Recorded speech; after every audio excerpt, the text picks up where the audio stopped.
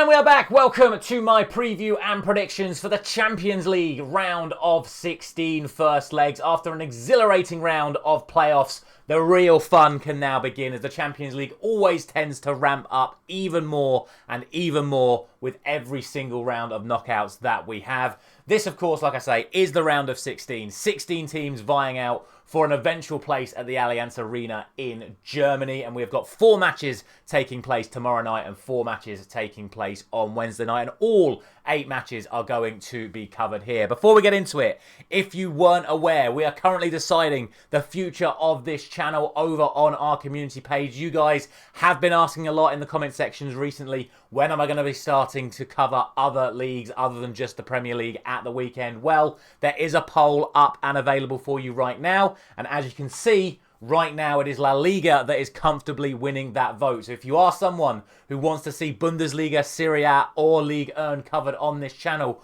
make sure you head over to that community page with the link available on the top of your screen right now so you can determine where we move forward with the future of this channel. And as always, a massive thank you to all of you guys who have been contributing to this channel over the course of the last few months. We've been doing absolutely brilliantly. We've hit 9,000 subscribers now. We're now on the road to 10k subs as well, which is absolutely unbelievable. And a final before we get into this, if you haven't done so already, please do consider dropping a like on this video if you do enjoy all of my prediction series, and subscribe with notifications turned on so you don't miss out tomorrow's Europa League video and Wednesday's Europa Conference League video, and then of course Premier League predictions and League Cup final predictions coming for you at the weekend as well. So let's look ahead then to these Champions League round of 16 matches. At the end of the playoffs, I'll hold my hands up, we were 2 out of 8 for the playoff second legs. An absolute shocker in terms of my predictions, but it still means we're 95 out of 160, and despite only getting 2 out of 8, one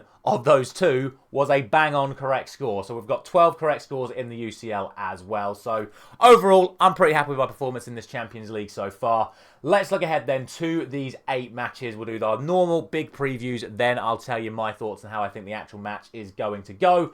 And as always, we kick off with the early kickoff on a Tuesday evening, and the first match will be Club Brugge taking on Aston Villa, the side that finished in the absolute bottom possible spot in the league phase, taking on the side that finished in the absolute bottom possible spot for the top 8. And look, you have to say, fair play to Bruges. They got past Atalanta, the side that finished 9th. Villa snuck into that top 8, pushing Atalanta into the playoffs, and Bruges absolutely took them apart, and fair play to them for that. They played some fantastic stuff, and we cannot forget that these two sides have already met in the league phase, and Club Brugge won that match 1-0 at their home ground, albeit under those incredibly controversial circumstances that we have mentioned on multiple occasions, where Tyrone Mings picked the ball up after Emi Martinez kicked the ball to him. They all thought it was a goal kick being taken. Mings thought he was the one that was going to be taking the goal kick. Penalty awarded. Goal scored. 1-0. Bruges came out victorious. However, over the last couple of weeks, around that Atalanta back-to-back wins, Bruges actually haven't done that well. They haven't won any of their 3 domestic matches around the Atalanta games, and including the 2 matches since the Atalanta game either. Although, in all of those matches, there have been some weird circumstances around it. Red cards, late goals, but the facts are the facts. No wins in their last 3 domestically, despite winning both legs over Atalanta. For Aston Villa, their home form has continued to be absolutely fantastic. Victory over Chelsea. Unlucky not to beat Liverpool, but still drawing with the Champions League and Premier League leaders Liverpool. And of course, completely dismantling Cardiff in the FA Cup at the weekend. And quite frankly, it should have been a hell of a lot more than the 2-0 that it was. And fair play to Unai Emery for actually playing his full first team in that match against Cardiff at the weekend. I even said that he'd rest players. He didn't. He wants to keep the consistency high, knowing that he's coming into a really tough game against Bruges here. But it is that away record that I think is really holding Aston Villa back in regards to this fixture and just all round in their season. They're 16th in the Premier League for away matches this season. That's how bad it's been for them. They only won, I think it was 1 of their away matches, or was it they won 2, lost 2 of their away matches in the Champions League, which does, of course, include the loss to Bruges. Meanwhile, Bruges at home in the Champions League, 1-2, including the Villa game, drew one, and lost their opener way back in September. So their home form has been absolutely fantastic. Villa's away form has been poor. In terms of injuries and suspensions for Bruges, only Onyeka Dicker is going to be unavailable for them. For Aston Villa, to their credit, it looks like Emi Martinez, he played the full 90 against Cardiff. He is going to be back and available. There's going to be late fitness tests for the likes of Tyrone Mings and Matty Cash, who both missed the game against Cardiff. But the likes of Pau Torres, Boubacar Kamara, Amadou Onana, they are all going to be out for this one. I think it's going to be another really close one.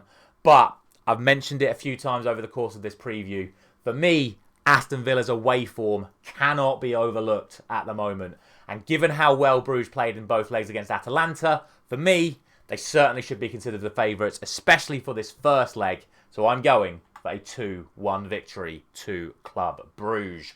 On to the later kickoffs. The first one of those on Tuesday is Borussia Dortmund taking on Lille. And for Dortmund, what a turnaround in form it's been for them. 4 clean sheets in their last 5 matches in all competitions, including both legs against Sporting Lisbon in the playoffs. Obviously winning 3-0 away, drawing 0-0 at home. And it's back-to-back victories in the Bundesliga. They're finally starting to win matches in the Bundesliga again. It's been incredible how poor a side of Borussia Dortmund's calibre has been in the Bundesliga this season. 6-0 and 2-0 since that second leg 0-0 against Sporting Lisbon. For Lille, it's been interesting over the last few games. They've scored in all of their last 11 matches, which is worth noting when I've just said that Dortmund have had 4 clean sheets in their last 5. They also had a really good couple of weeks against Rennes and against Monaco to start moving their way back up the Ligue 1 table, but were absolutely blown away by Paris Saint-Germain 4-1 this weekend. Obviously, more on them when we get later into this video. And all 4 goals came in the first half as well. So they do tend to start a little bit slow, do Lille, but also so do Borussia Dortmund. The 6-0, the 2-0, even the goals against Sporting Lisbon, most of them coming late in the first half or more prominently in the second half of matches. So I do think this is going to be a slightly interesting one. In terms of injuries and suspensions, there is not actually any significant injuries or suspensions for either side coming into this. So could be a really interesting one. For me, though, Borussia Dortmund, even though they're the side that came here through the playoffs, they finished 10th in the league, only 3 places behind Lille. They've also got the current Champions League top goal scorer in Girassi at the moment. So for me, I think Borussia Dortmund should be favourites. Bizarrely, despite how well both of these sides have done in the Champions League this season, neither of them are actually currently occupying Champions League spots in their domestic league as things stand. But like I say, I'm going for Borussia Dortmund. I'm going for a 3-2 victory to them. Can see this one being a fun one, but I still think Dortmund should edge it. From a fun one to what I think could actually end up being a really dull one. We have PSV Eindhoven taking on Arsenal. For PSV, they'll just be glad they're not playing a team called Go Ahead Eagles, because if you don't know what's been going on in Dutch football, PSV have played Go Ahead Eagles twice in a row, and they knocked them out of the cup, and then they beat them in the league. So it's back-to-back defeats for PSV Eindhoven. Obviously, like I say, both to Go Ahead Eagles after getting through that brilliant performance in the playoffs in the last round, which is obviously fair play to them. They've done really well to get here, seeing off Juventus. For Arsenal, they just want to score a goal. It's been 3 of their last 4 matches without scoring a goal. Obviously, the game that they did score was in the last 10 minutes against Leicester, with Mikel Merino coming on and scoring 2. But even in their last 2 matches, we've just said they've not scored in their last 2 matches. In those 2 matches, they've only managed to muster 3 shots on target across those 2 games, which, for a side that finished 3rd in the Champions League and is currently 2nd in the Premier League table, doesn't really bode well for them coming up against a PSV side that have just proven that they are capable of producing results against really good teams, as they did against Juventus in the last round. So, like I say, I just find it really hard to sort of place where to put this fixture. Thankfully, we do have a head-to-head record, which goes back to last season. These 2 sides were in the same group in the Champions League last season. It was a 1-1 draw in PSV. It was a 4-0 victory to Arsenal at the Emirates. But both of those results need to be taken with a pinch of salt. The 4-0 at the Emirates was when Arsenal had all of their star players fully fit. The 1-1 draw at PSV were when Arsenal were already qualified for the knockout stages, so just played their reserves, and it still finished 1-1. So with that in mind, you'd probably say that Arsenal are suddenly more likely to win again. However, when you look at the fact that basically all of Arsenal's attacking line is injured. Saka's out, Havertz is out, Martinelli's out, Jesus is out. And as we've already mentioned, the likes of Trossard and Sterling, whoever is playing up front, they're not contributing at the moment. For PSV, the vast majority of their squad is fit. There's still going to be late fitness tests for Dest, Tillman and Pepe, but they are still playing well. The problem I sort of have is that you've got one side in PSV that is scoring for fun, but conceding for fun, against an Arsenal side that isn't scoring, but isn't conceding. So something's got to give. And for me, I think the most likely result, certainly in this first leg, is going to be a draw. It's just whether or not I go for 1-1 or 0-0. And for me, I look at how good Arsenal are defensively, and I think they're going to get the clean sheet. So I'm going to go for 0-0. Maybe one side nicks it 1-0. We'll see. It's just an impossible game to call this. I'm going for a 0-0 draw. And speaking of draws, the final game on Wednesday, or Tuesday night, should I say, is Real Madrid and Atletico Madrid, who obviously play each other all the time in every competition. It's another Madrid derby. And the reason I say speaking of draws is because the last 3 meetings of Real and Atletico have all been 1-1 draws. So really, not a lot to split these two sides on the head-to-head form. In fact, if you go back to the last 10 meetings between the two sides, Real have won 3, Atletico have won 3, and the other 4 have been draws. So you've really got nothing to split between these two sides at the moment. In terms of injuries and suspensions, though, that is something that you can call upon. Jude Bellingham is suspended. He, of course, got booked against Manchester City, meaning he has now accumulated enough yellow cards to miss this first leg. In terms of injuries, there's still no Dani Carvajal. There's still no Eder Militao in terms of Real Madrid backline. Yes, Rudiger's back. Yes, Alaba's back. But can he realistically keep playing a lot of minutes? Realistically not. Mendy's obviously playing. Vasquez can fill back in at right back. But the big news is that Fede Valverde, as things stand, and I have to stress this is as things stand, Fede Valverde is set to miss at least the first leg against Atletico, which is a huge, huge loss for them. Thankfully, Luka Modric has come back in, scored that wonder goal in midfield for them, but they are looking really light in some of those key areas, Real Madrid, with, like I say, the likes of Carvajal, Militao, Valverde, Bellingham, all missing. For Atletico, their only listed player as being potentially absent for this match is Koke. Everyone else is fit and available for this match. So for me, I honestly think Atletico have to be considered the favourites, certainly for the tie as a whole. I'm not saying they're the favourites to go to the Bernabeu and get a victory here, but over the 2 legs, I really think Atletico have to be considered the favourites, especially given the fact that they're now ahead of Real Madrid in the league. They've just had that incredible 4-4 draw with Barcelona in the Copa del Rey. Has to be noted, Real Madrid did beat Real Sociedad in their Copa del Rey first leg as well. But for me, all signs point to Atletico over the 2 legs. It really, really does. I think it's going to be a really, really fun game. I think it's going to be a really close affair. I'm not confident enough to just go, right, Atletico Madrid are just going to win both legs. I think that would be a surprise.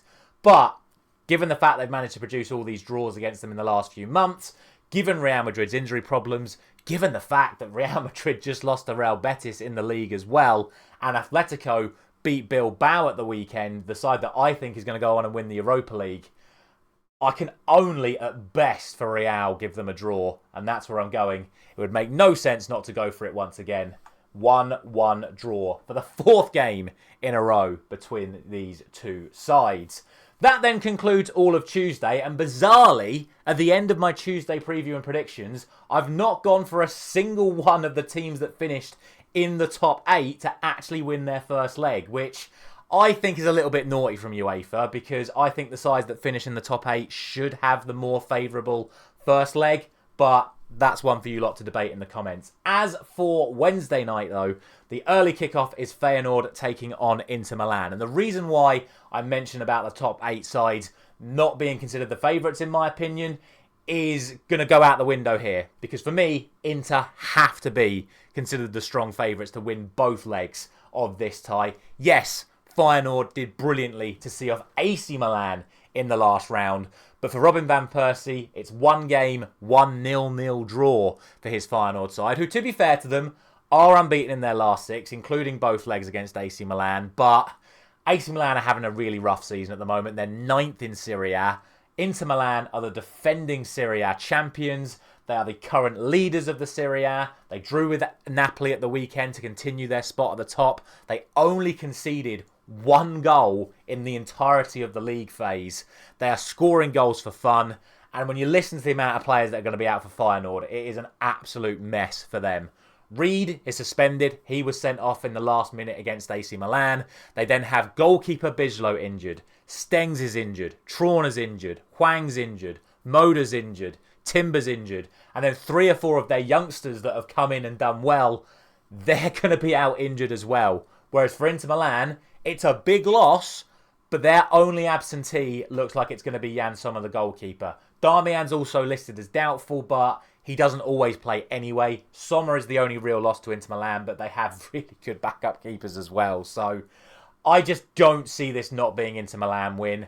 Even though they did beat AC Milan, it should be noted that AC were by far the better team until Teo Hernandez got sent off. And it was only against the 10 men that Feyenoord were able to launch that fight back and get into this position. Don't get me wrong. They produced some big results in this competition. Beating Bayern Munich 3-0 probably being the highest profile of those. But for me, Inter Milan surely take both legs here. I'm starting them off with a 2-0 victory in this one. That then takes us to Bayern Munich, who will be facing Bayer Leverkusen already for the 4th time this season. And speaking of not conceding goals, which Inter Milan have done so well, the last time these two sides met, it was a 0-0 draw. And in that match, Bayern Munich only were able to muster 2 shots in the entire match for an XG of 0.05. If it wasn't for Manuel Neuer, Leverkusen would have taken that one comfortably. He produced a man-of-the-match performance. Leverkusen had 2.5 XG. I think it was 15 shots and 10 on target or something. So fair play to Neuer for that performance. But the other 2 meetings between these two sides have both been at the Allianz. It was a 1-1 draw in the Bundesliga, and Leverkusen won 1-0 at the Allianz to knock Bayern Munich out of the German Cup earlier this season. And bizarrely, despite his man-of-the-match performance in the league, Neuer actually got sent off in that, so maybe he was redeeming himself for the red card in the Cup. Who knows?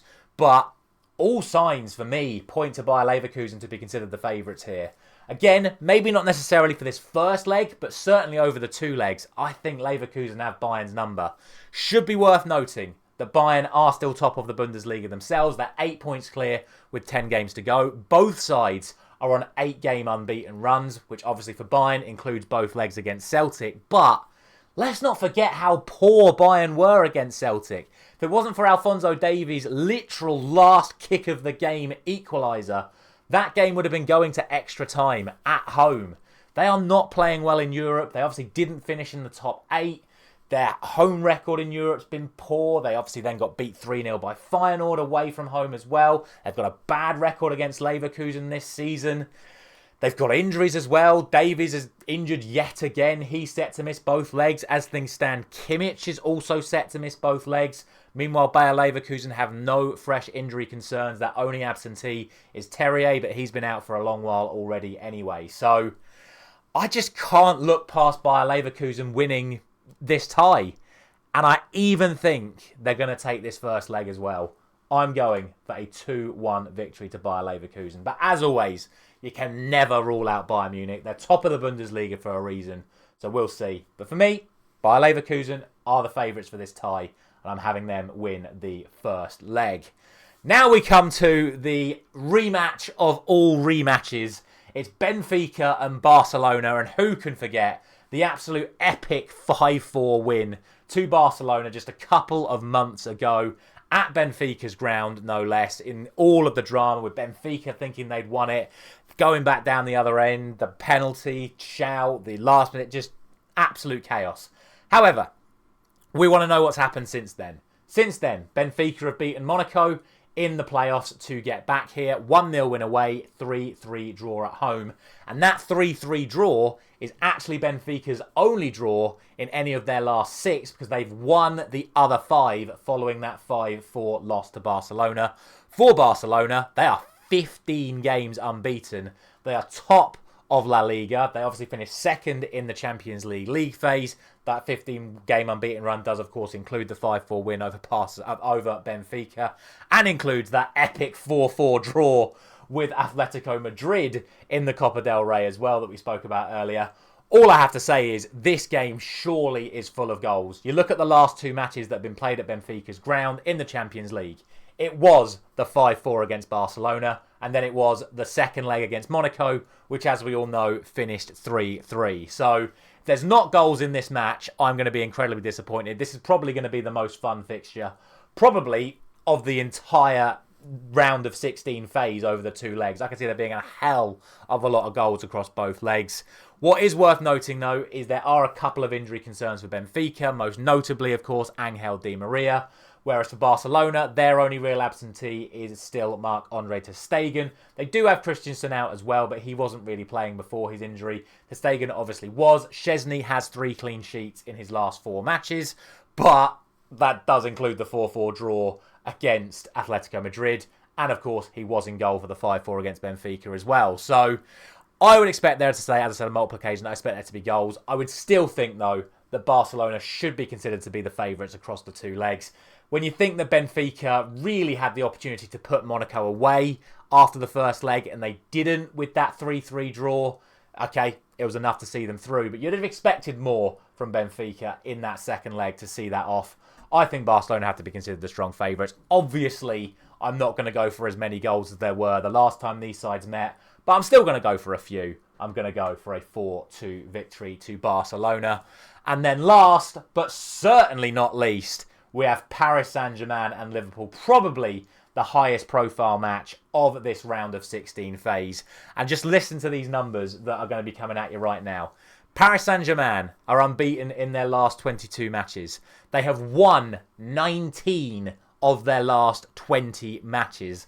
They beat Brest 10-0 in the playoffs. They have scored 20 goals in their last 4 matches. They are well clear at the top of Ligue 1, but they're coming up against a Liverpool side that are top of the Premier League by a long, long way. Won the league phase of the Champions League. They have only lost 1 Premier League game this season. They only lost 1 Champions League game in the league phase, and that was with their kids against PSV on the final league phase game, and even then, they still won that league. They have scored 2 or more in all of their last 11 matches. They are absolutely flying. Both sides are playing phenomenally, and both sides have fully fit first 11s coming into this first leg. It couldn't get any more mouthwatering than that.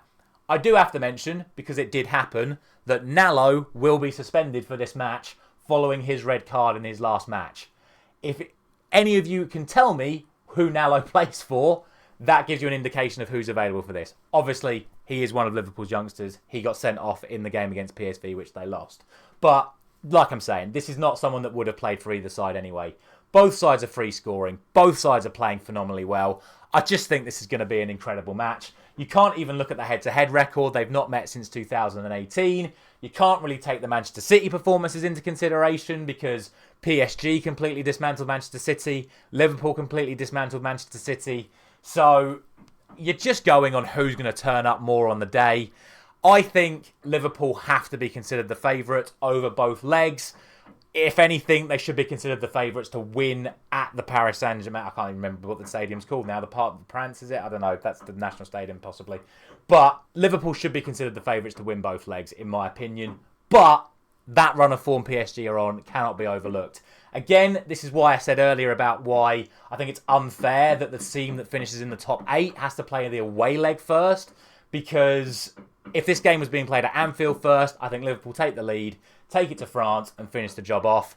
But with PSG being the home side first, you have to give them a chance. So I'm going for a 2-2 draw for this first leg, but we'll see. It could genuinely be anything here. PSG could win this comfortably, Liverpool could win this comfortably, but I'm going for a draw, and we'll see what happens next week. As always, let me know all your thoughts down in the comment section below. It's going to be another fascinating week of European football. Don't forget, we've got Europa League predictions tomorrow morning, Conference League predictions on Wednesday morning, and don't forget to have your say on which other major league we're going to be starting on this channel in a few weeks' time. Thank you very much for watching once again. I'll see you tomorrow.